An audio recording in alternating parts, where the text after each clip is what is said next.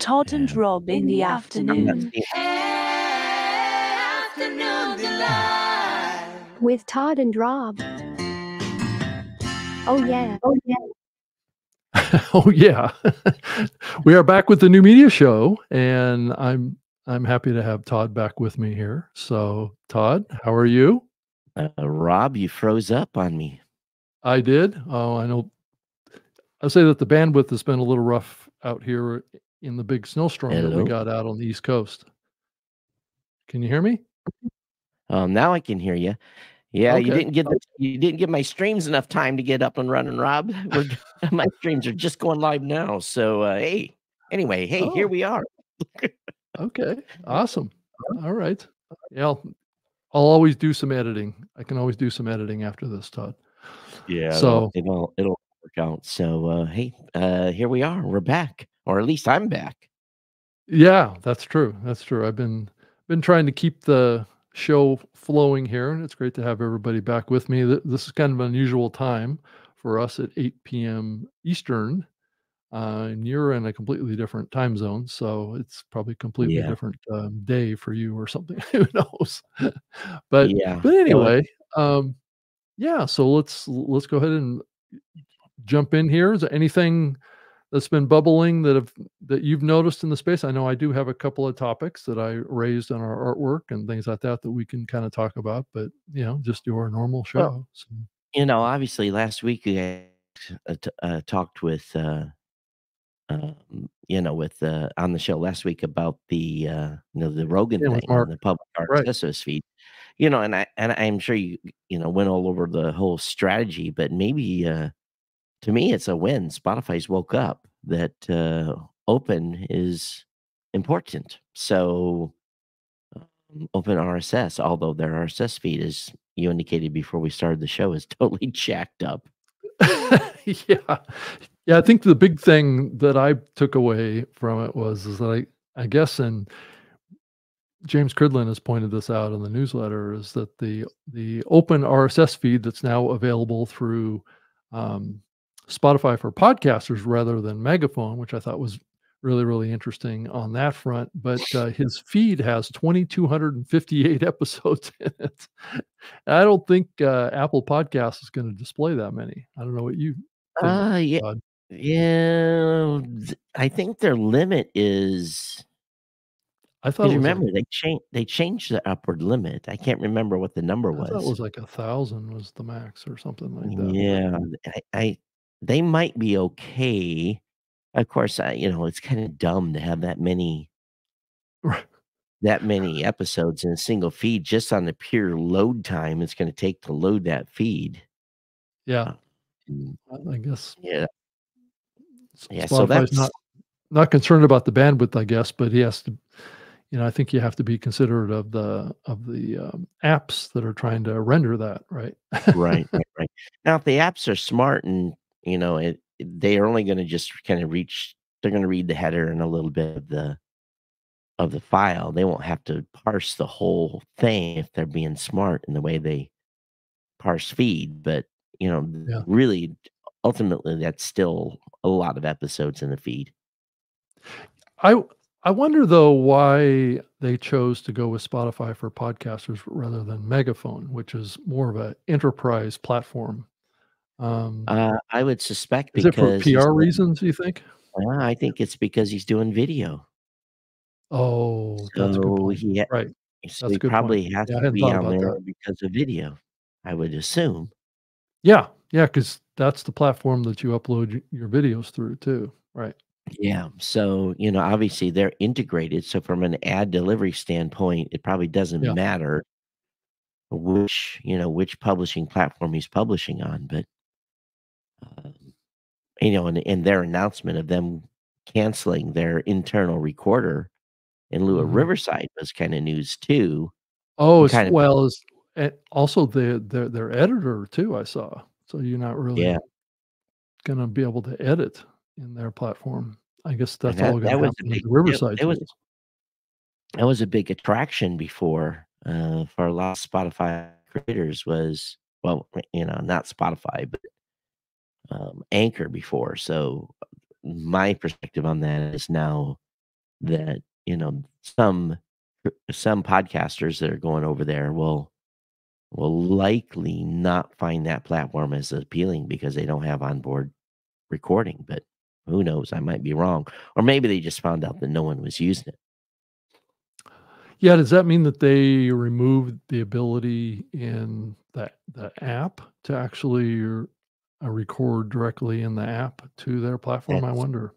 that's what I assume because you could do multi-person recording before within the app. Right. So, and Yeah, again, all I saw speculation. was the editing aspect of it being pulled out, but I guess you probably don't wanna have a recording platform, without editing capability in there if Yeah, it kinda one goes with the other, and that's one yeah, things that we've talked about before. If we're gonna build a recording platform, then we're gonna need an editing platform too. So, right. And then yeah. the other thing that was pointed out is that the artwork, is 1.4 megabytes in size for the Joe Rogan, cover art, for the podcast, and Apple has a limit, of 500K, so Right. right. Well, what it sounds like to me is, amateur hour over there. They don't know what they're doing, which that's Yeah. surprising because they Well, they've been off of these podcast platforms for a long time, but well, you the would rest think of their there'd be customers some institutional knowledge, right, yeah, the rest of their customers are supposedly on all these other platforms, and if they don't know the basic guidelines, yeah. yeah, it It's an is what interesting it is, but, right. you know, I don't know, I will see over the next week if they've read Pod News and if they update their stuff to make sure everything is compatible. Yeah, I also saw that the Omni Studios folks, published their annual download benchmarking data, and it showed that their numbers are in decline a little bit after the iOS 17 update. So No, there's another one that's facing a little bit of a hit on the metric side, right? yeah, that's, not I'm not surprised, Yeah. not surprised at all. We've hashed this out we've talked about this already. It's what happens when you underqualify a download. Yeah. And the other story I wanted to cover a little bit that came out here this past week was the New York Times has suffered from a loss of revenue, based on brand safety, platforms. Um, and that raises some interesting questions about where we are with brand safety platforms, that are primarily looking at keywords, right? So the New York Times was getting hit, with some demonetization type things, or they were losing campaigns because they were using, words, I guess, that were triggering, these algorithms and basically trying to cover some of the hard news around topics like the Middle Eastern conflict. And it does kind of point out the challenges of these brand safety and brand suitability platforms. And Mark Asquith and I did talk about that, a little bit in last week's episode as well. And I kind of wanted to get your 2 cents on this too, Todd, of these brand safety suitability platforms really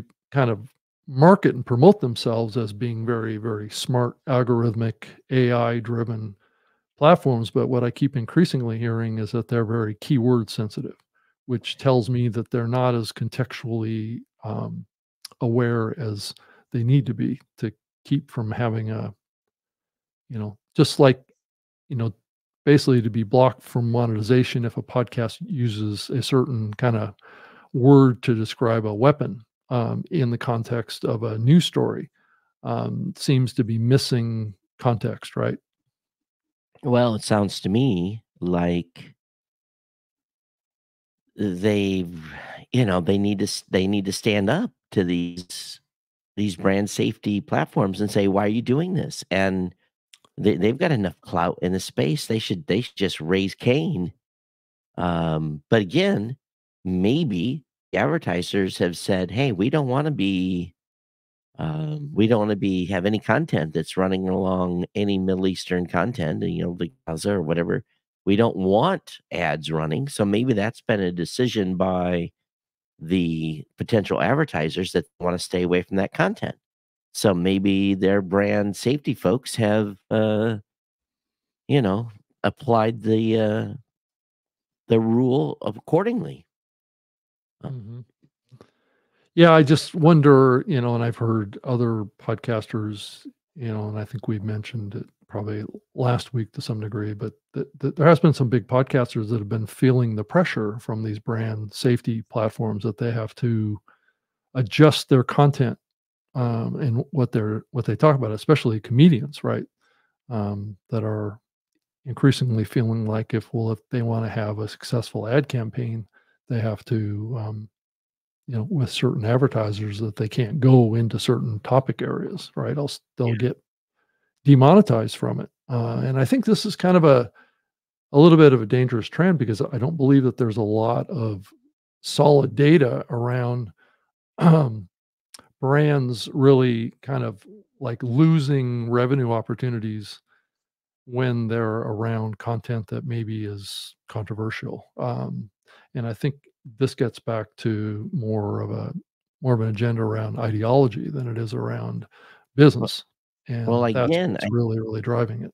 I think it's all about the advertisers. The advertisers have said, we do not want to be in this type of content that's using these types of words or topics. Right.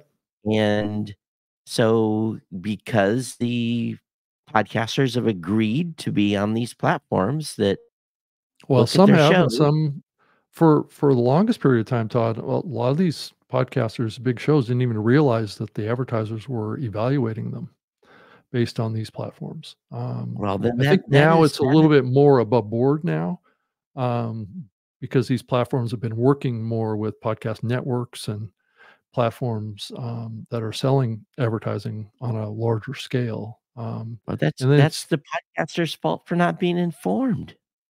That's if you're in well, the if it was ad getting kept from them, Todd, oh, that that's was the true other too. part of this that was going on in the early days of these brand safety platforms, is that I heard directly from some that, because I asked them, I said, "So do all the podcasters that you evaluate know that they're being evaluated?" And the answer I oftentimes got was, "Probably not." So, these things are increasingly being brought to the podcaster's attention. Um, and I think that's why we saw like Conan O'Brien kind of do a whole episode on this and talk about it. Actually, if you want to do a search for Conan O'Brien and brand safety, in YouTube, you can see what I'm talking about. He got in there and was talking about, well, I can't I can't do certain jokes anymore, if I wanted my show to be sponsored. So it's causing him to change his content. And that's what my biggest worry has been all along, is that this creates an environment of podcasters self-censorship.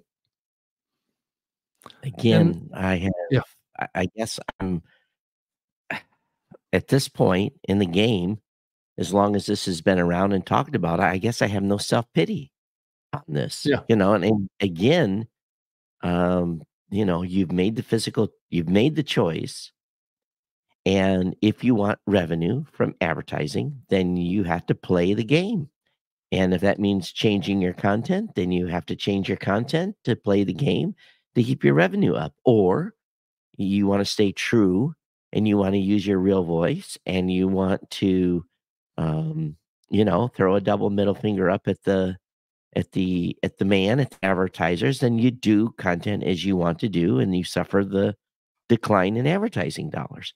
yeah. Or you complain and you raise Cain and you say, "This is wrong." I don't think the advertisers care. I think the advertisers are basically taking a very, conservative approach and careful on the type of content they're advertising, and Yeah. No, I it's a get sign of the their time. goals. Right. I get their goals, but there's not a lot of data that maps to them Oh, I being in podcasts that are controversial and their ROI going down. I think it's just react. I think it's just a knee jerk reaction. And remember, one Well, it's thing we have to think ideology. about. It's Yeah, it's it's if these topics are talking about areas that their brands don't wanna right, be right, right, associated right. with for ideological reasons, then that's what's causing this to happen. Now, granted, Yeah, that's not happening in every instance here. These brand safety platforms are finding, legitimate hate speech, and they don't wanna be associated with that kind of stuff. But if it's stuff that is, I you know, I that think most. that that definition of hate speech keeps getting wider and wider, to I cover think more the things. majority of shows that are running advertising, that they're advertising in New York Times, they don't have to worry about having hate speech in the New York Times content. So, Yeah, but they've those are chosen. the ones that have publicly complained about loss Right. of revenue is the New York Times. That's what was in the Yeah. news. So, yeah. So, and again, it was nothing to do with hate speech. It was just reporting on the news. Yeah, it's like And talking about, war and talking about conflict and talking about the use of weapons and things like that was getting them demonetized. And I don't think that's what the intent of all this is, right? Is no, to again, right. if advertisers picked a topic that they don't want to be associated with, Yeah. then, the podcaster or the content creator suffers the consequences of that. Yeah, and then I also saw in the news this week too that Spotify for Megaphone is looking for more inventory for political advertising this year. Yeah, we So we are too. yeah, they aim to take advantage of a predicted election spend across all media of over $15 billion, and podcasters who block political categories won't get the incremental revenue. Is what the story came out. So, not quite sure Yeah, why, podcasters would block political categories. I guess it would be in categorization in Apple. Is that what they're well, talking about here? what we're doing is basically our programmatic provider, Mhm. our partner SoundStack, has Yeah. said, "Hey, we have political inventory." And so what our approach is we are breaking out shows left, right, and center, and basically gonna approach those shows and say, "Hey, Um, do you want political advertising? And if you do you prefer left, right, or center?" And that's going to be the approach to it. So I would assume a left leaning show would want left leaning advertisers, political advertisers, which is kind of dumb because Yeah. to It be is honest kinda with dumb. Right. you, you're preaching to the choir there. So um, Right, and I'm not sure that and this probably some research that needs to be done in the industry from some of the key research players is to actually look at brands that advertise on controversial topics that maybe, like a left leaning brand that advertises on a right leaning podcast. Is there a decline in revenue? And if there isn't a decline in revenue or ROI, then what is the real reason for blocking well, that ad from appearing again, over there? Right. most political stuff is definitely awareness. But I think just like television and radio and everything else that runs political ads, I think podcast listeners may react and say, "I'm sick of hearing these ads already." It's only February, and I'm starting to hear political ads, and Yeah. please hit me in the head with a hammer because I'm going to hear Yeah. this all the way through the election in November. Though to be kind of bipartisan about this topic is that I think that there are certain brands out there that are associated with a certain political side Oh of the yeah. fence of sorts, right? That if they are heard advertising on media that would be considered to be on the right, maybe there is a chance that they wouldn't have as much patronage because they're seen as supporting the enemy of sorts. Or or would So a show that's running back-to-back advertising like to hear a ad for product X and then have an ad immediately follow from politician Y? And if, from the is there gonna opposite be. side of the Yeah, fence, right? yeah, Yeah. and maybe it's just a brand, maybe it's again, I don't wanna even use an one in my brain Yeah. comes to mind real Right. quick. It's ice Right. cream folks, they have a certain political persuasion. They're pretty vocal about it. Yeah. So, would they want a conservative ad to run, next to their ice cream ad? So, I Yeah, and don't it does kinda speak to how far we've come on that, that ideology is really causing this massive divide, even from a business perspective. There's this concept of parallel economies, so you have certain conservative shows that are only running ads from companies yeah, that are vocal about their political yeah, orientation to the market, and on both yeah, sides of the fence, right? yeah. And it's really difficult, I would think, for the ad sales folks to really manage this because they obviously want to sell as many Oh, campaigns across shows as they there's can, right? there's a pile of money, this is a cash cow for radio. This is Right. when radio and television, they make the majority of their this is a 4-year swing that they salivate about because of all the millions and literally billions of dollars being spent in political advertising. This cash cow comes around once every 4 years, and they want every single penny of that. So, um, and of course, the political people want to, get their message out. So, I don't know. I just wonder though, based upon what's happening in the country, um, if it really even matters. Maybe it matters for local. When it comes to local ads, I don't think there's very many people that are undecided even today, who they're going to vote for in the main election for president. But I think what is important maybe is at that local level, that councilman or whatever it is and that's where we need to, if you want to make a change, we can't change what happens on the national level very much, but except for going in there and hitting our ballot box. But if you really want change, then pay attention to who you're voting for locally. I know even Mhm, myself, the last election when I went in, there was in Michigan we vote for judges, mhm. and I was like, I don't know.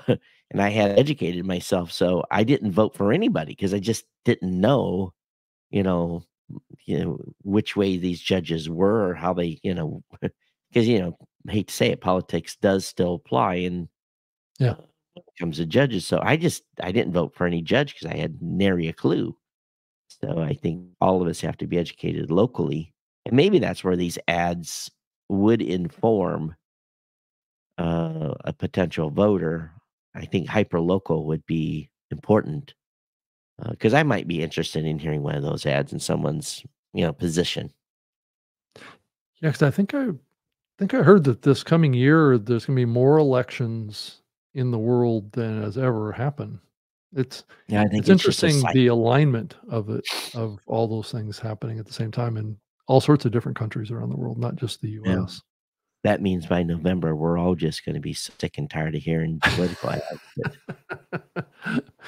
Well, and what side of the political fence are we all gonna get pulled into, having to cope with, right? I mean, well, it's is it it's the not going left? Is it the right that's gonna take power in the US? But, as we've seen in Congress and the Senate just in the last 48 hours is that it's hard to really predict how that's gonna to. turn out, but Who knows what's going to happen?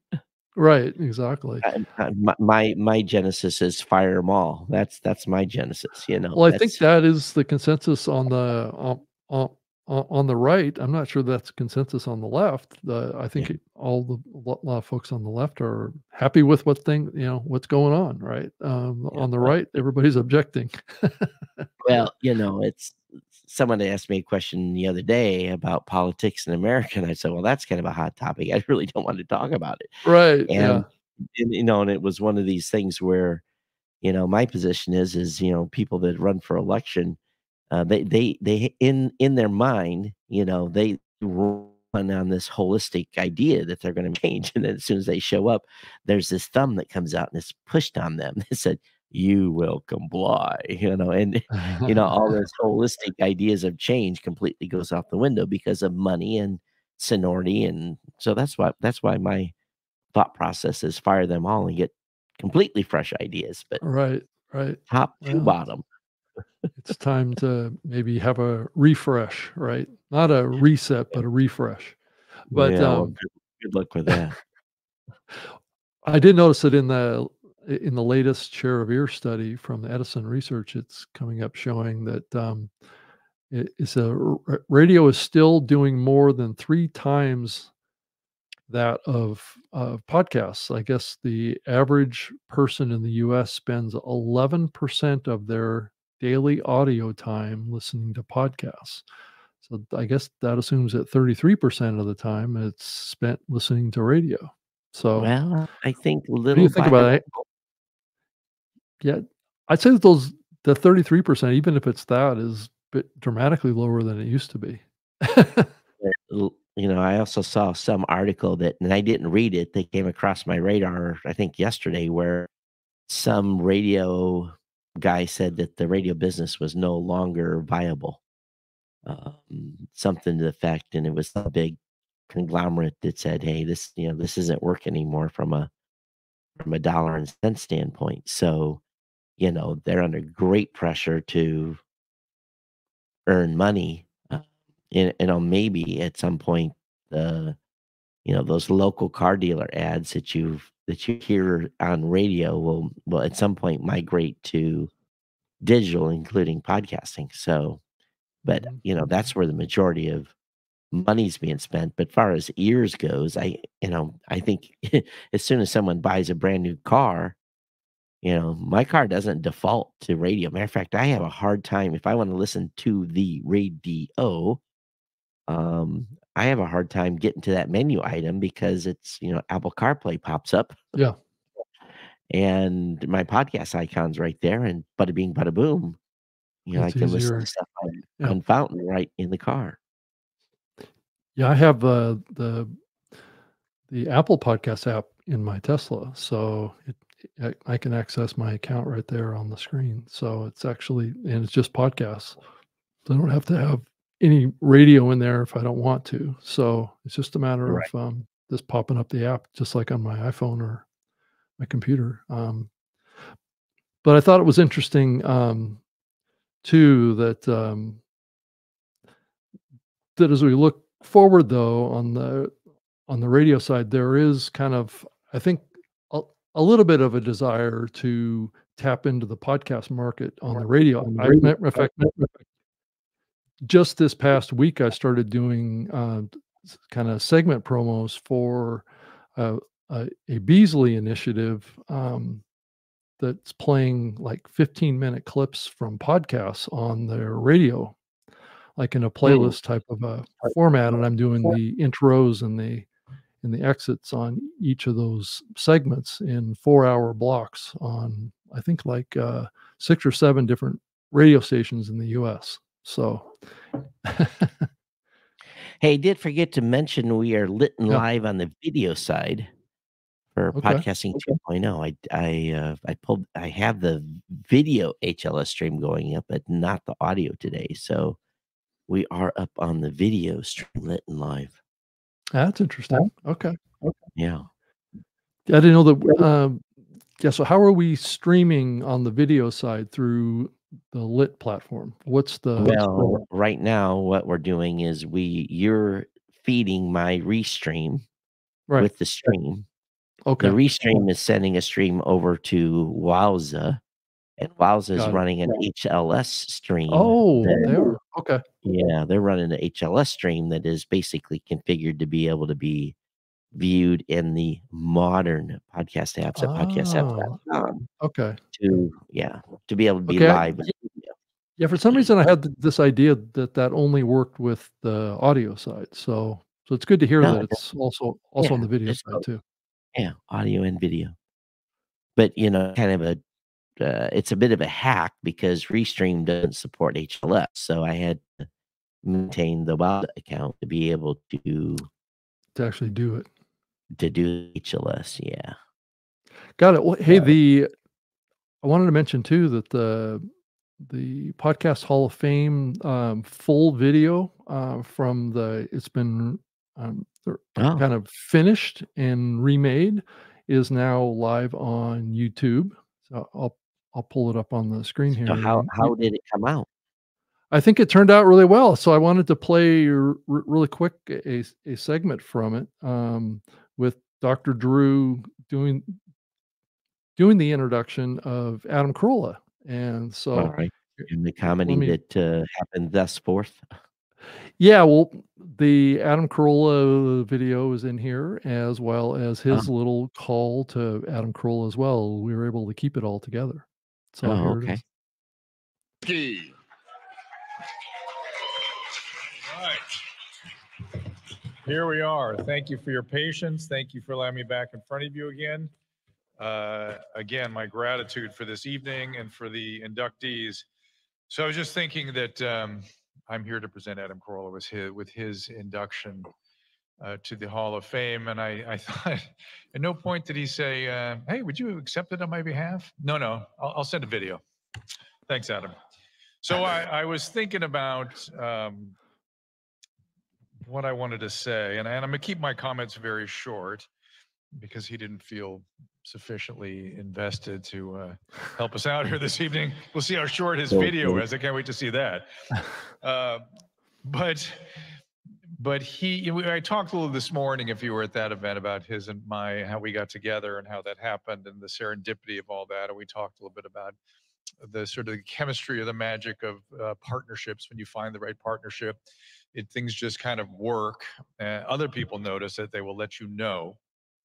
And he and I got together in podcasting. It was really, I guess, him that pulled me into podcasting. We'd done Loveline, of course, and then he wrapped that up and went to, he essentially replaced Howard Stern in the morning on a syndicated radio show that eventually went away. And he took his little team and just decided he was going to do a podcast and started doing podcasting and was very quickly the most popular. He was sort of before Rogan, before everybody, the most popular podcast on earth. Is actually in the Guinness Book of World Records for the most popular podcast. And I started thinking, well, what would he say is the model for a podcasting host? What kinds of features would he include in this? And so I've just made a little list. I was sitting thinking about this. And funny, you want to be funny, and we just have seen some great examples of people, great communicators, are entertaining. He would say you need to have low self-esteem because he and I have shared that heritage together. It helps you check yourself a little bit. You always blame yourself for anything that's going wrong, and you, rather than wondering how things could have happened, you immediately blame yourself. In his case, he would say, number 3, you'd have to have an impoverished childhood, not necessarily a traumatic childhood, just impoverishment, which is something he gets a lot of mileage out of. I don't know if you ever heard him talk about his grandmother and his mother. You need curiosity, he would say that. And you would need to be somewhat fearless, not heedless, but somewhat fearless in expressing yourself and being honest and moving forward. And the final thing he would put on his list would be something he has pointed out to me multiple times, which is when someone asked him, one of the staff there said, Adam, you think you have a crystal ball? That's why you're so confident. He goes, no, I have a crystal brain. So he would say you need a crystal brain as you approach your podcasting career. So with those things in mind, my honor to be here tonight presenting the award to Adam Carolla, who comes to us virtually.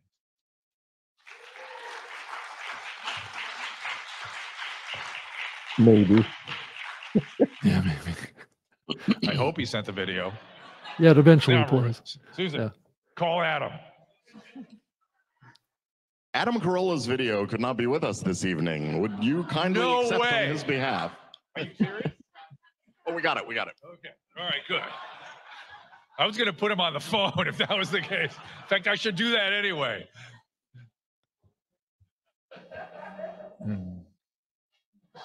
I'm going to call him.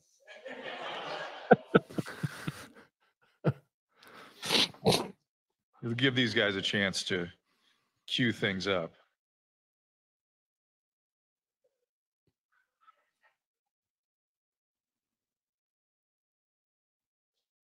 I know he's performing in Colorado, stand up.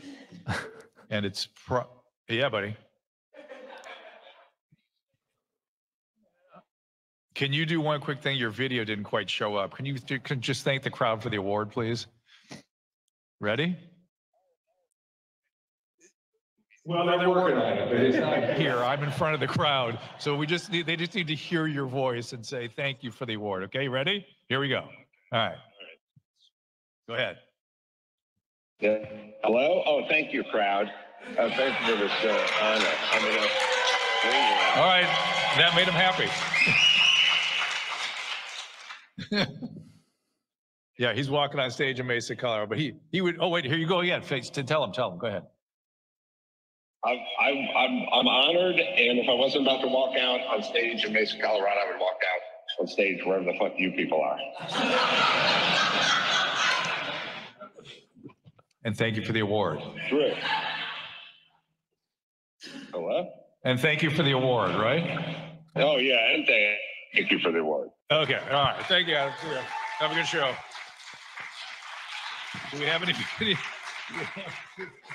No video. That's incredible.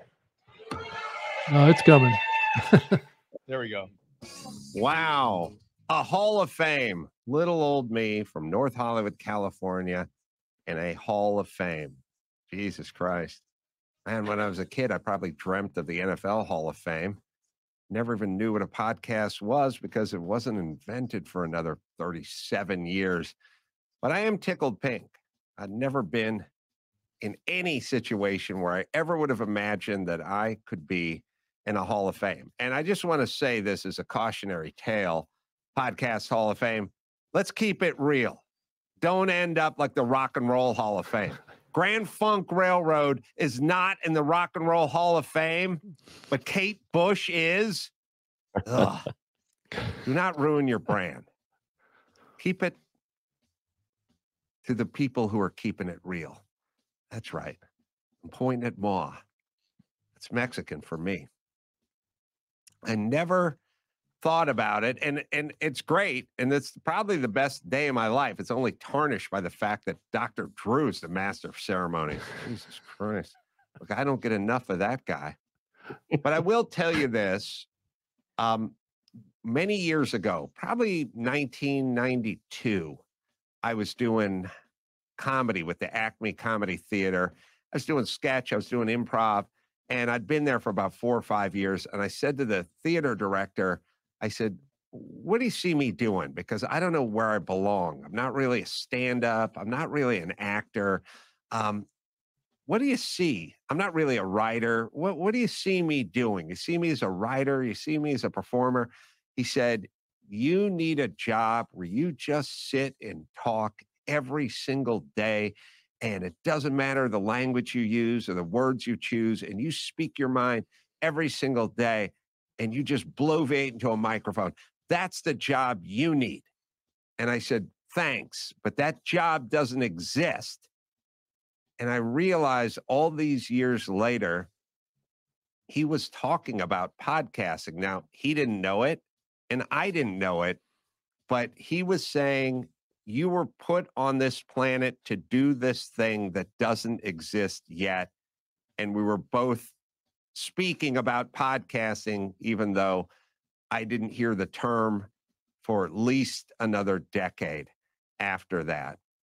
God, back in the day, I used to go to Bill Simmons' garage, and he didn't even have a second microphone. And this would be like 2005. And I used to have to call into a show with a phone and stand in the driveway while the gardener was blowing leaves on me because he couldn't afford a second microphone. Well, we've come a long way. So this has been my longest running job, longer than carpenter, longer than morning show host, longer than the Man Show, longer than Loveline, longer than gay porn. Passed that about 10 minutes ago.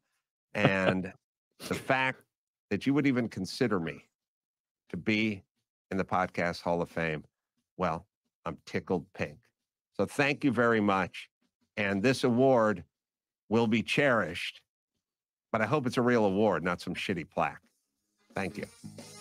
What he would have said was, thank you for recognizing my genius. I know that's what he thinks anyway. So anyway, I'm sure he would humbly accepted it. He loves podcasting. He loves this organization. It's the fact that he picked up the phone was awesome. And trust me, this will not have gone in vain. He really loves this medium community. He was a pioneer in this area, and I'm sure he appreciates being acknowledged. So I will accept it on his behalf. But we are bringing this to a close. And of course, I'm grateful to have been here as your master of ceremonies. It's been an honor. And congratulations again to all the inductees. Well, Stories, voices that have shaped this. Yeah, it was interesting, huh? Here's the deal. There is, and that should be rinse, wash, repeat for about a decade. To have people remember, he is about as real as he got there. To say whatever the beep beep beep beep beep beep you want, and not be censored, and Yeah. that is they got a little chicken skin there. Yeah, that's why I Because thought it was so important to play it, because it's just an example of what happened during the Hall of Fame, and a lot of the inductees got up and just gave really, really impassionate speeches about Yeah. the medium and their history with it and what it meant to them, and all those kinds of things, which really cuts to the heart of what this medium has and continues to be really, I think, all about. And I think it's really easy for the larger companies and big money to kind of gloss over that here. yeah, yeah, And I think between Dr. Drew and Adam and the other inductees, I think this is a very important video for, I think, as many people as possible in the podcasting space to watch, because I think what it does is it shows the culture, the history, and what this medium really stands for and what we should hold on to. and we're talking beginning of the show about this stupid stuff about brand safety. Yeah. And you think about Adam in the early days of the Adam Carolla show, and even today, Yeah. he says what he wants to say, Mhm. and Mhm. Yeah. and advertisers can go beep themselves, so it is a Well, it wasn't that long ago, Todd, when the advertisers didn't really care about that stuff. So if you think and, about it and on the time scale of the medium, a lot of advertisers would have advertised because it was Adam Carolla, not now because yeah, he had a political this orientation. this is going to probably get me in trouble, but what it is an indication of you have I gotta be careful. I know. Yeah. You have people in the workplace today that have no thick skin, Right. No, I think that's reasonable. regardless of age. Yeah. And There's a lot of very, very sensitive people nowadays, and that you look at, let's go back to my sponsor, GoDaddy. Mhm. Yeah. And I weathered a few That's storms before a good things got, example, right? Yeah. here I am advertising GoDaddy, and then the founder of the company goes out and shoots an elephant, and publicizes it. And I'm Mhm. like, oh my God. Well, and What has Todd, you're not even, I mean, that's just one salvo on the That's one. storyline. That's Yeah. one. And I mean, then, then obviously there was and it was a different time, and GoDaddy has completely changed, and right. they are now about, making sure they empower women. But you think about Danica and the ads and not Danica, but the The ads that other ads. GoDaddy Right. had was, Right. um, quite provocative. If someone goes back and looks for some of those and GoDaddy ads in a 5, 6, 7 range, they were pandering to men in a Yeah. big way, and Yeah. maybe even pandering was the wrong word there. It was so It's just appealing to them. Right. oh yeah, and if they were running any of those types of ads today, they'd be canceled in like 60 seconds. Yeah. Um, Well, that's why they changed their marketing strategy like right, right. 6 or 7 And years ago. and believe me, I thanked them when they did. Yeah, because you were feeling uncomfortable with it too. I'm Yeah, sure. 'cause I was like, I send messages coming, come on, you're killing me here. You're hurting my Yeah. sales numbers, you know. Yeah. And I didn't, and here's another thing. I didn't ever, um, I was at some points, there was times when I had been there. I didn't make excuses for him. Let's just say that. I didn't make excuses in the show or in the advertising about this behavior, Mhm. you know? And, so I tried to stay true, to my moral values at the same time and saying, "Hey, I do not agree with what they're doing here. I still love the product, but I don't agree with what they do." Mhm. So, and thank goodness they changed course. Yeah. So, largely after, the founder left. Yeah. Well, he was the one that was kind of leading the strategy, I would imagine, back then. Right. Mhm. So, Yeah. and you think about, brand safety, you know, it was more about podcast safety. Right. You know, for me, it was like, I had some audience members get uncomfortable. Yeah. Well, I think that was just prior to the Me Too movement, really, which was really Right, about, right, you know, right. female rights and Yeah, and yeah. and respect and, treating women, in a positive light in the professional workplace, and that became not a, cool thing to do. There was lots of men that were, you know, thrown under the bus, let's put it to you that way, back in that era, and it makes sense that they made that change, Yeah, yeah. So, but but I going do back think that Adam Carolla and Dr. Drew really speaks to the early days of media too, and kind of how we saw things. And I know, things change, and the media landscape is changing, and we're adapting. But nonetheless, I think it's helpful for a lot of people to really understand what the roots of this medium is.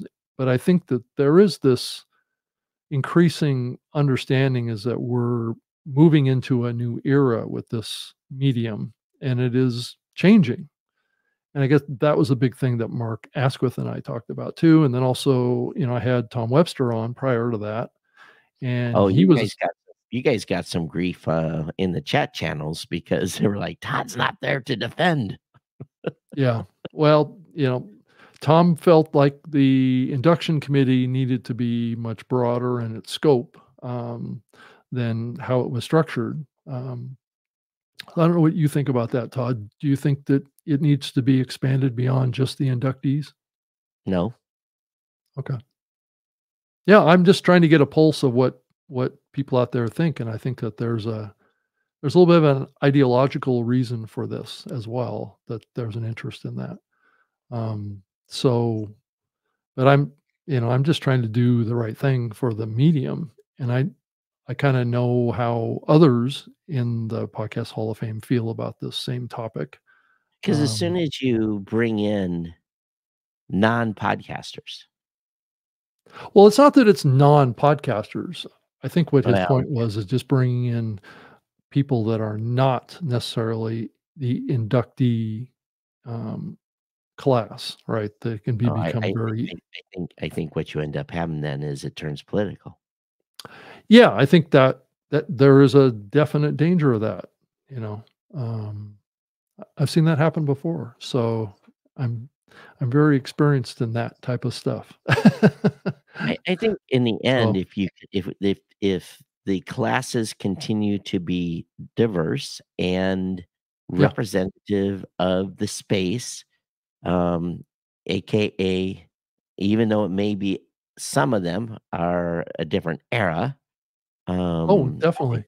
I think it's important that, those folks that basically were the foot soldiers that were Yeah, breaking the built ground, the medium, right. that built the medium, in all cases need to be honored. Yeah. I mean, we And can't just skip over people because of no, a change in kind of political ideology, No, no, no, and somehow make those people less relevant to the no. history of podcasting, which is the whole point of the Hall of Fame, right? Yeah. It's do we hold on, and this gets back to what I was saying earlier, do we hold on to what the meaning of the Hall of Fame is all about, or do we abandon it because of pressure No. around ideology? And who's complaining? I haven't seen, and maybe you've seen it, but if people are Well, complaining about, Tom has been the most vocal about it because he came on the show and told us his views on it. Though he wasn't very specific about it, he just Mm, generally made this comment that it needs to be broader than just the inductees. And I mean, to be fair, I did go look at like the Rock and Roll Hall of Fame and the Baseball Hall of Fame and all those and how they've set those up.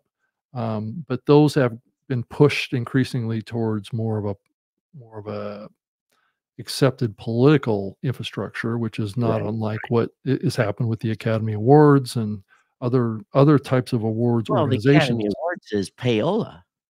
Well, and You it's know. also not a historical thing. The example that I like to give is that this is like trying to open up the ideology to only nominate people for lifetime achievement awards, right? Mm, And that's kind of what the Hall of Fame is. It's different than an award ceremony like the Ambies or the Academy Awards, which is more like giving awards to content and people that were from like just the last year, right? And who had an impact. This is going yeah, back 10 to 15 years.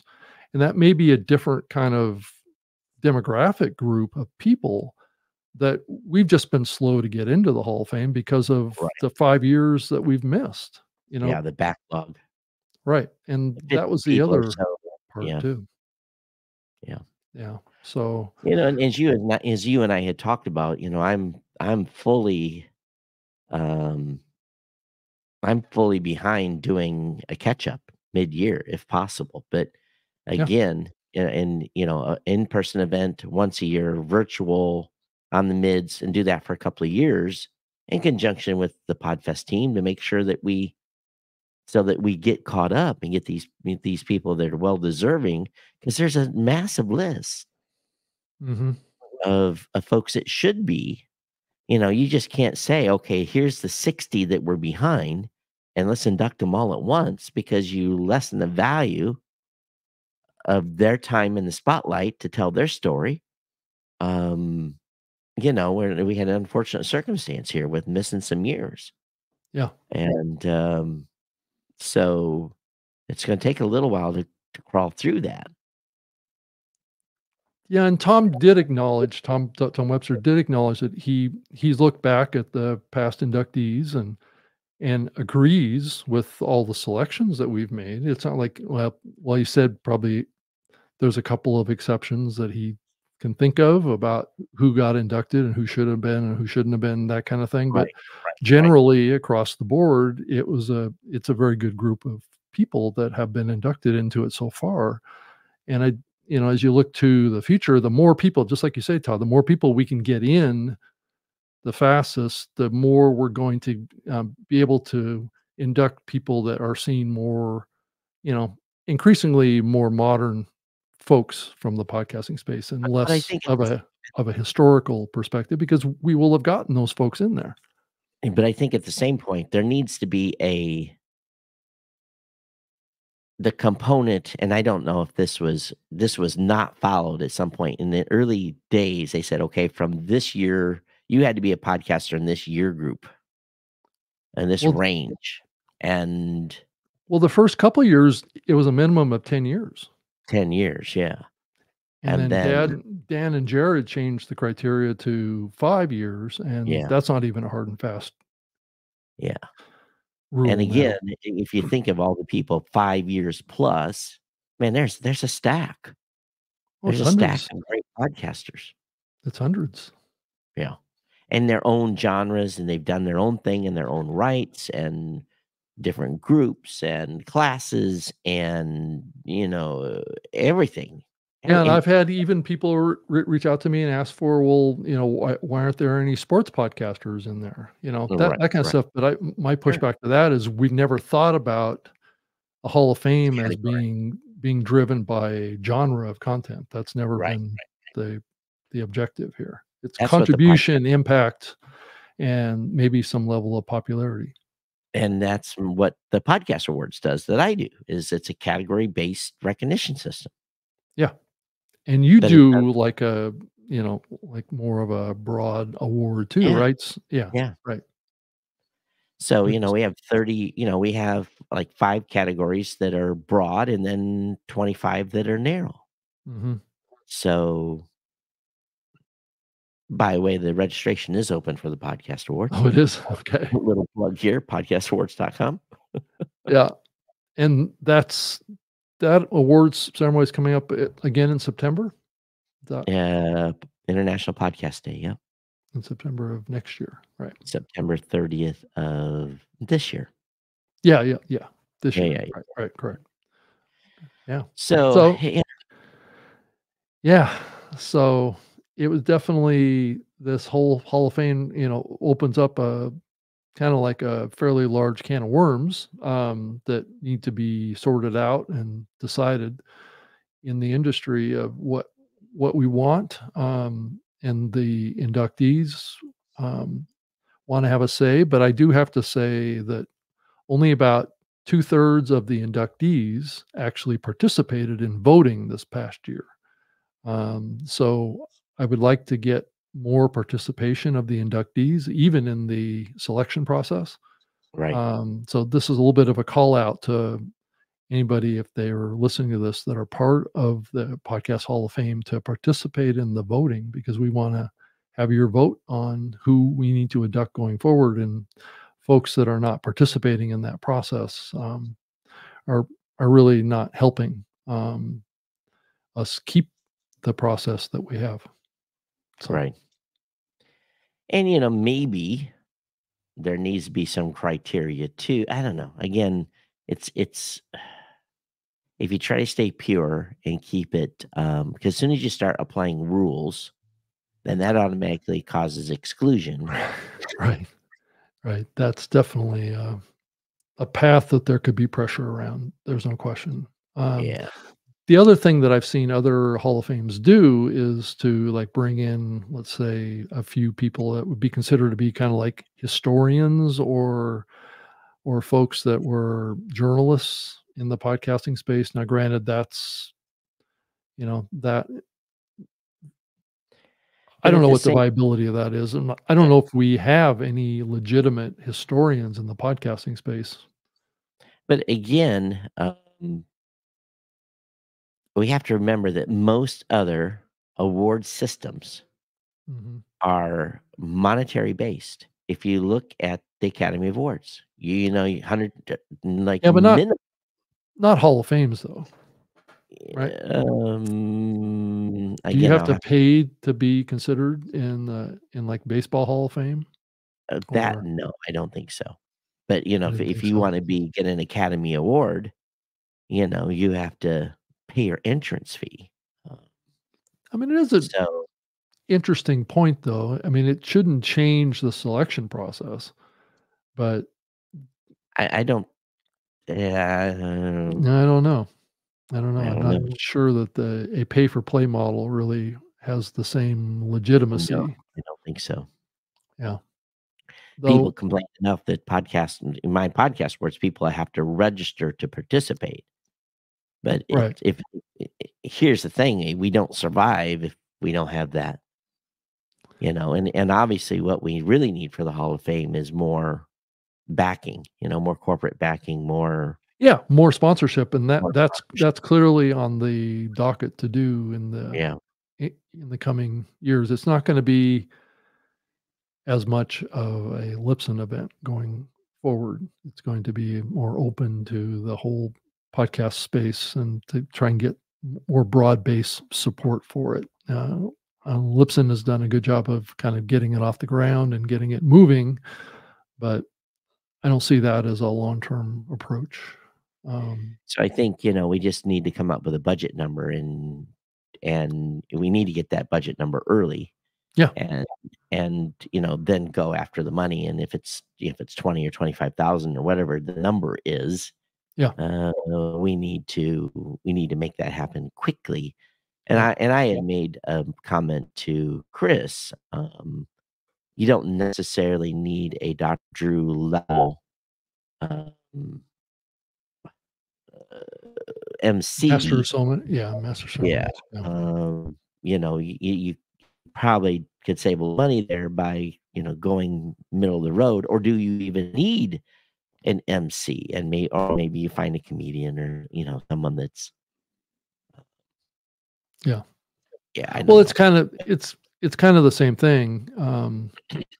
That's kind of what Podcast Movement did too. Is they brought in a podcaster comedian is what the model was, Yeah. and even the Ambies do that too. Yep. So they usually try and get a comedian / podcaster. That's kind of the model. Dr. Yeah, Drew that's is a little bit of a different Yeah. character on that. scale. not cheap to bring in a Dr. Drew, so No, it's never cheap to bring any of these folks. Right, So right. you need to have. I mean, even a comedian, you probably have to pay for their travel and that kind Right, of stuff. right. So Of course. Yeah. it's they're showing up to bring some attention and things like that. And I think Drew, since I was kind of like his host at the event, I think Dr. Drew had a terrific time at Podcast Movement, as you could see from his comments that I played. Yeah. I think he had a good time at the event. He spent some time with some pro level podcasters in a kind of like a separate kind of Chris Yeah. has a pro track that Yep. has like maybe a couple of dozen big podcasters in it. Yep. And so Yep. Drew went in that room and spent some time with that group and answered a lot of questions and things like that. So I think he was really impressed, and he actually hung out with a lot of people after hours too. So you could kind of see him around. Yep. So he really kind of fit in there to some degree, and he's been a presenter at the Hall of Fame. I mean, the Yeah. last one back in 2022, he inducted Emily Morse into the Hall of Fame. So he's done this before, and that's why I thought of him, was because that connection with Yeah. Adam Yeah.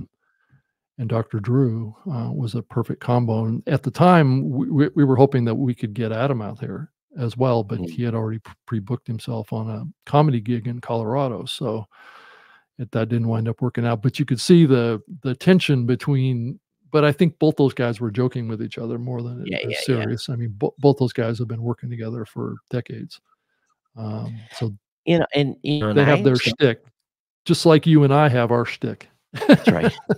And I understand completely the cost. Cost is the cost. Yeah. I just got my trophy bill. My trophy bill was 21 grand. Wow. So That's a lot. yeah, it's a lot.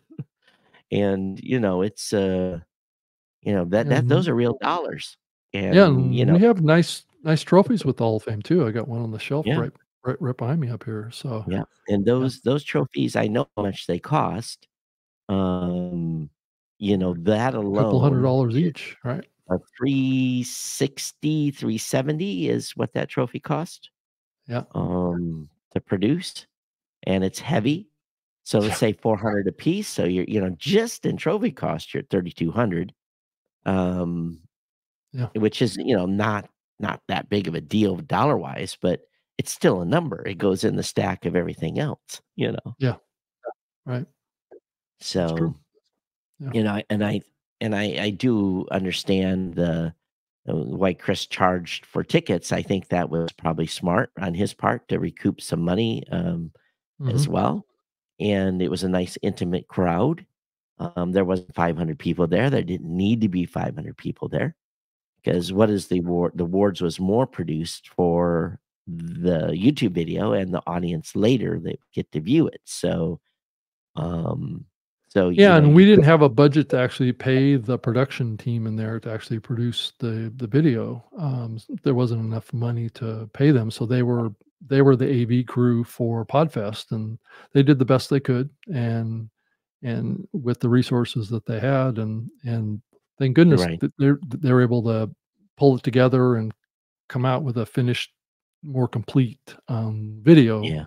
of And they the run color of balance. show that I created. It's mostly what the run of show was that I created for the event. They got the color balancing right on the video too, so you could Mhm. see the color corrected because, Yep. or maybe what was on the screen was just not good. Maybe Right. what was recorded was fine. Right. Well, I mean, you can do a lot in post production, and that's Yeah, what's a been lot. discussed a lot. Is let's not do it live. Let's just make sure we get a good recording and then put it out afterwards. Yeah, you can Is do that too. probably a safer way to go. Yeah, I think so. Yeah, Yeah. getting that master recording is key, you know? Well, Yeah. because they were really struggling with the bandwidth in the facility too, Uh, and that was another big challenge with it. There was multiple things that they were struggling with, and I think the podcast movement folks have did a terrific job with it in the past. Podcast. Oh, yeah, podcast movement, but yeah, now it's with Podfest, so Yeah, it's a different production team and process and stuff, and yeah. they just hadn't done an event before where the podcast movement folks do all the productions, like say for the Ambies, which I worked with them a lot with the Ambies too. So they do a You know, fantastic and it job. and them simply using a product like StreamYard probably could have improved Yeah, the live stream output, which, you and I joked about after the yeah, but if they can't get good bandwidth, that probably wouldn't have made right. a difference No, anyway. wouldn't have made a chance, yeah. So as long as they got it recorded. So anyway, I'm hoping to get you more involved in the group as well for the Hall of Fame. Here's we look. I've got calls set up with a bunch of people that were involved in it and trying to brainstorm for what the future looks like. So yeah. Yeah, should be fun. Hey, one thing I did notice was, Rephonic. Okay. They did some matching, and I dug into that a little bit, and I thought, "Oh." So they went looking for podcasts that actually had the equivalent YouTube channel, and they came Oh, up with a pretty good list, although there's a lot of duplication from country to country. They did 200, and I was looking across 8, 9, 10 countries, and it was basically almost the same 200 shows except for Japan and a few other places, okay. That that are like actually doing audio podcasts as well as video. yeah, Is that what you're saying? yeah.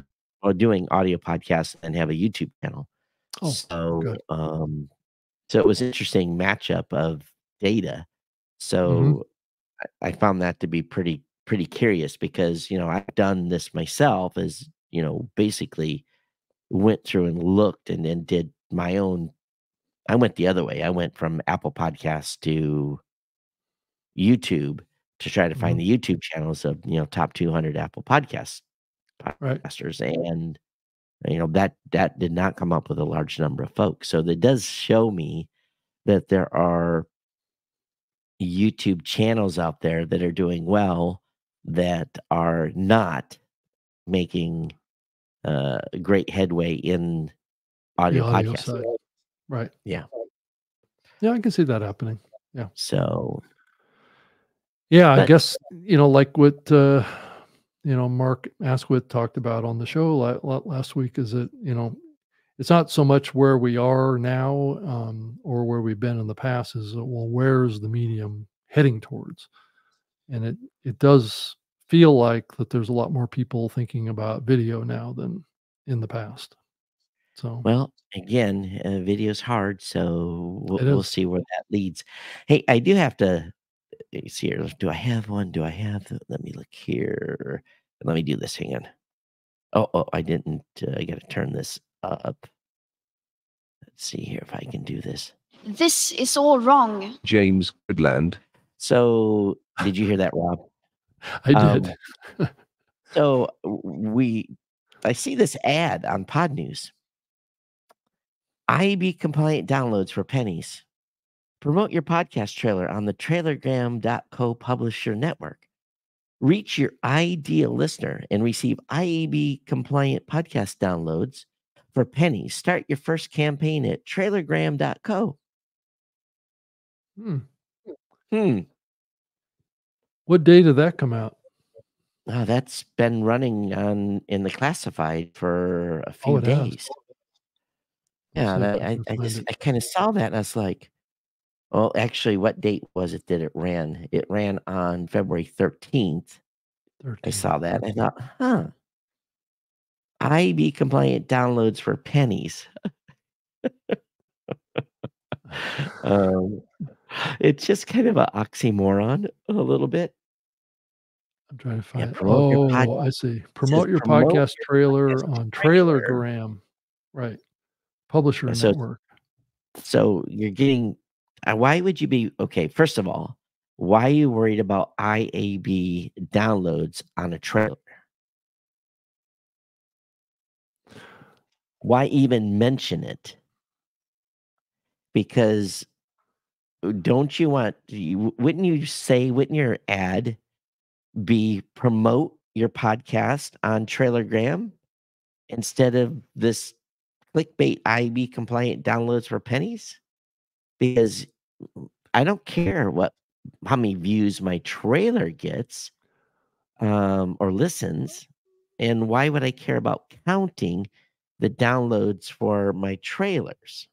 And maybe what Well, it is, maybe they're doing trailers of episodes. well, they're doing. I believe what they're doing is they have like a teaser trailer that then will offer a link to the full episode. So that Yeah. may be they may be Mm. combining this together is what I'm trying to say. So Yeah. Let me see how it works. We advertise your podcast trailer next to relevant content on reputable publishers and a network consistent of over 10,000 trusted publishers. mhm. Yahoo, CNN, ESPN. So they basically put you in a box. Trailer plays. Right, and Audiences then listen to your podcast trailer and are prompted to opt in on their phones to receive push notifications from you about future episodes. So in other future words, full episodes. Right. yeah, It says episodes episode listened listens take place after trailer. Right. after listening to your podcast trailer and opting in to hear from you. The audience is driven to our built-in player so they can listen to multiple podcast episodes. So basically, you quit paying them. No longer will you be able to. You have to convert that audience to a podcast or Spotify listeners. But it is a little. It's interesting. The wording is what tripped me up. The wording on buying IEB, and what it looked like is we will get you IEB compliant downloads for pennies. Yeah. That's what kind of made me go, I have no problem with the service and what they're doing. But why say IEB compliant downloads? Because they are trying to deliver people to full episodes. But that's like a couple steps down their chain. Yeah, right. So to me, it just It's just a way to appeal to people's interest in trying to drive their IAB download numbers up. Right. Yeah, and guys like me see that and they're like, "Oh, what are we doing here?"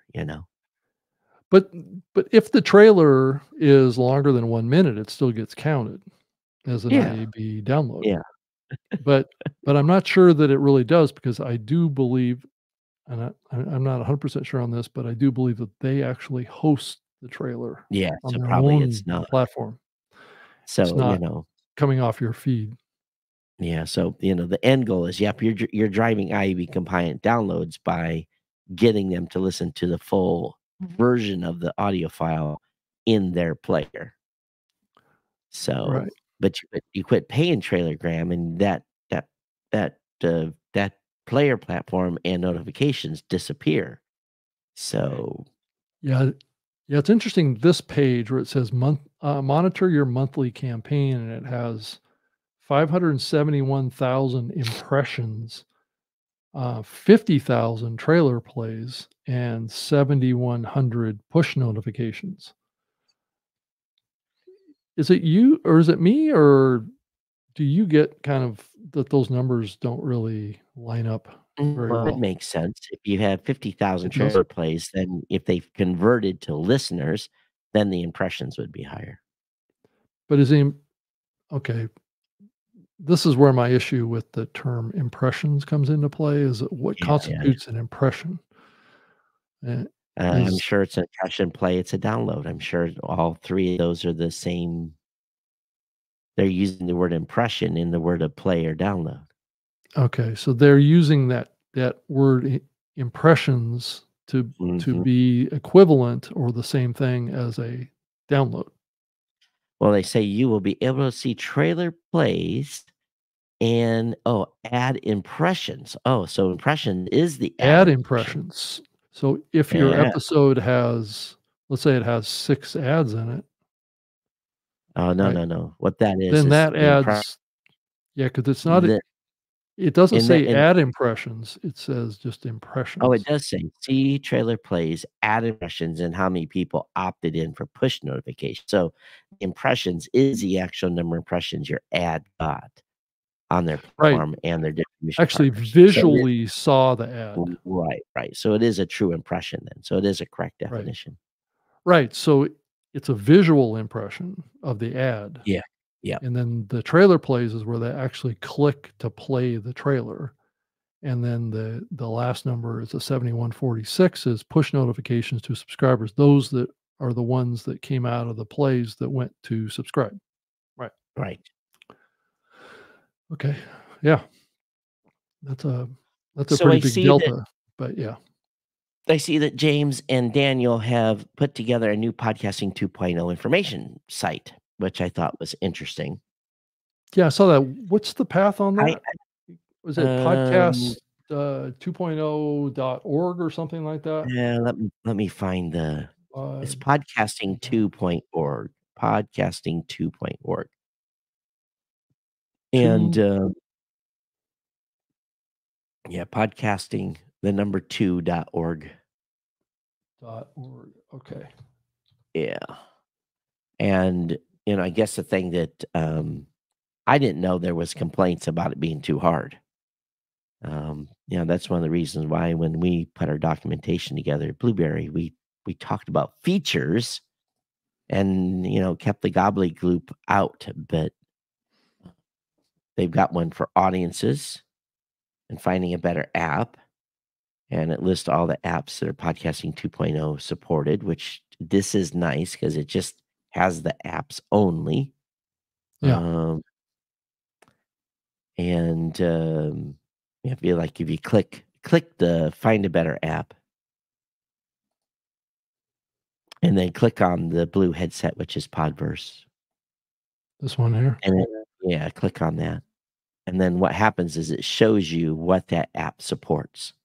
All the all the All the features, tags. Right. all the yeah. And again, I think from a listener standpoint, they're gonna be like, "What does that mean?" So I think that's where there could be added confusion. So if we back out of that and then go to back up a page and click on for podcasters, and then it talks about upgrading to the namespace. And Yeah. again, um, I wonder where they talk. Let me back up and look at this. Yeah, they don't here they should have talked about the podcast hosting platforms that are supporting this, but they did not. Hmm. Um, add your podcast, new podcast namespace, Could that encourage your be on a different area? Let's see here. yes, I'm just looking Add. at so if you're trying to educate podcasters, then how, add your podcast to the indexed, Yeah, they probably check do the need to list the hosting uh, platforms and who yeah, supports what. yeah, they say check, and I'm sure they're gonna this is a work in progress, but it says check with your podcast feed publishing tool for support of the yeah. You might even want to switch providers. So to me, I'm like, okay, let's. Okay. Well, what Okay. they Here's a link here, Todd. It says check which features your hosting provider or oh, publisher tools support. So if I that was go on the into home that, page. okay. Yeah, that's a different page. Yeah, So it lists Blueberry, Pod Home, RSS Blue, Captivate, Castopod, Dictopia, Transistor, Buzzsprout, and Fireside. it looks to me like they've got them ranked by implementations, which I appreciate. They do have Libsyn in here. Yeah, click on it and see what it says for Libsyn. I bet it says transcript. No, it says locked. That's the only feature that they support is locked. Locked. And then Spreaker, Oh, they don't. It must be after. transcript, Yeah. and And then go back Simplecast. to Let's see what yeah, Simplecast is. the text tag, Text for which transcripts. is the one that Apple supports for alternate verification. Go Right. to the top of the list, then let's look at some of those at the top. I'll look at Buzzsprout. Transcript, locked, funding, chapters, soundbite, podping, and person. Yeah. So then if we look at I bet you if you click on pod, let's just go back to Buzzsprout and click one of those. And click on the transcript tag and see where it takes you. I bet it takes you to the page that describes transcript. Yeah. Oh, yeah. It talks about the actual tag But itself. here's my challenge on this. This is the technical. Oh, they do a cross. It Oh, says that's interesting. the apps that support the transcript tag are listed and the here. tools and hosting providers. So they've done a good job on this. So it looks like red circles in here too. Yeah. They've got a few of these. Captivate. So, yep. Oh, then if you so how it's interlinked and you can look at who has what. Yeah. So I mean, it's nice. starting to get. I think, Todd, it's starting to get traction. It's clearly that just the fact that this site lists so many of the big hosts is Yep. a sign to me that it's making progress. It's been slow. I think Yeah. we can all agree that it didn't happen as fast, but the truth we is knew this. We're still on not it. much happens fast in this medium. So Yeah, we're on it. It's the education process. It's like my presentation at Podfest. Yeah. I think that's missing some of the 1, 2, 3, 4, 5, 7, 11, 13, 16, 19. Yeah, there's a few there that are So what's medium? Medium allows you to be able to set whether it's a podcast, music, video, film, audiobook, music, set the type. Okay. Yeah, that makes sense. Yeah. Okay. So anyway, this is something people can check out, podcasting2.org, Mm-hmm. and get educated on. Says here, the mission of Podcasting 2.0 and the Podcast Index is to preserve, protect, extend the open and independent podcasting ecosystem. We do this by providing podcasters with new features for their shows, equipping developers with new tools for their apps and services, and most importantly, improving the podcast experience for audiences. So, yeah. So, they've done a nice job on this site with the all interoperability links. So they've done good. Mm-hmm. I agree. But I didn't know there had been complaints it was too complex. But maybe James hears that on his side, but I don't know. Well, I think for listeners, it's too complex, but I don't think it's too complex for the. I do appreciate they did link to our Podcasting 2.0 resource page at Blueberry. So that was nice of them to do that. Yeah, I wouldn't say that it's complex topic for any of the hosts. the SaaS models Yeah, out I there. just worry about when we start showing technical XML. Yeah, right. My only feedback is, and I know Daniel's trying to get screenshots. I saw him request stuff, so I'm sure there's going to be more added to this site to actually show the feature in progress. The actual what it looks like on the app. Yeah, I think we do need to have like maybe kind of videos or visuals or something Yeah, like yeah, that. And I yeah, know yeah, that Dave Jones did a presentation on this. That he has a slide deck. yeah. Um, But it's ever evolving. It's just like my slide deck I did for Podfest, and I had a pretty good crowd. right. And sadly, there was a camera that was stolen at Podfest, so my session of all sessions did not get recorded. Because your session was in the camera that got stolen. Is that what No, happened? apparently they took I had a camera in my room, and they came in and said, "Sorry, we need to move this to another room." So I guess someone had more priority for Oh, as far recording as actually than my having a session. camera in their room. Yeah, Okay. yeah, than my session did. So, I think someone recorded it, but I haven't, been able to get a hold of the recording yet. Mhm. Well, it looks like we've almost made it here to the end. Yeah, we did, Todd. Did you have Surprisingly a enough. Did you have a good Valentine's Day? Yeah, it's been pretty slow. We've got about 9 inches of snow on the ground here. So, Well, Live Podcast Media during the initial part of the show said, "Happy Valentine's Day, Rob and Todd. Is yeah. it romantic? Is it a romantic show today? Want to see both of you say 'I love you' to each other." Oh, okay, okay. Well, come on now. Well, Don't know if we'll go that far. bro passion here, right, Todd? Bro Is that what passion, this right? is? Yeah. Bro, So bro, fist pump. I am right. wearing an appropriate colored shirt today, so I'm wearing kind of a There you go, pinky Todd. shirt almost. Yeah. Yeah. So, yeah, well, happy Valentine's Day to everybody out there. So, yeah. Hope you had a good one, Yep, and I do. hope you didn't spend too much on dinner and all the other things that go along with Valentine's Right, Day, flowers and right. all that stuff. So am I gonna have you back, next Wednesday, Todd, Yep, or yep, yep, okay. yep. Same time, same channel. What's the date on next Wednesday? Let me take a look at that.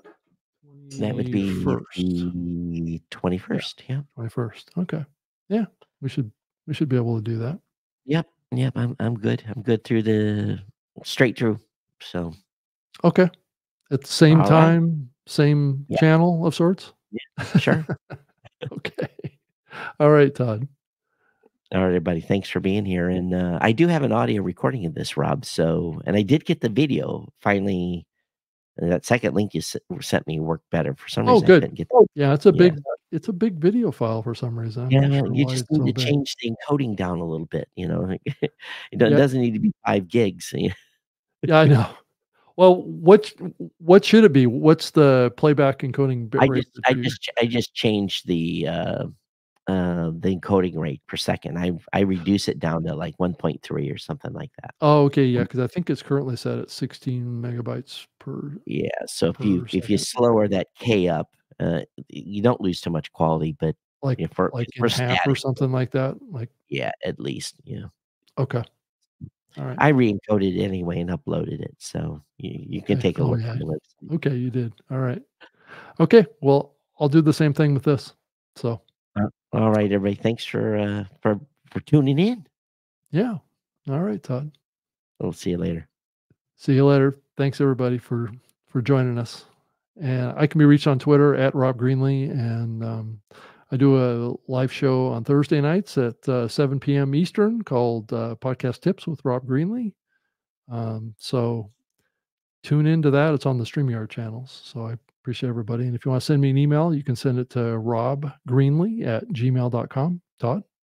Oh, I almost forgot. geeknews@gmail.com or at Geek News on X or at Geek News at geeknews.chat on Mastodon. Yep. All right. All right, everybody. Thank you We'll so see you. much. We're going to end the stream now. So thanks All right. now. Okay. See you, everybody. Bye. Bye.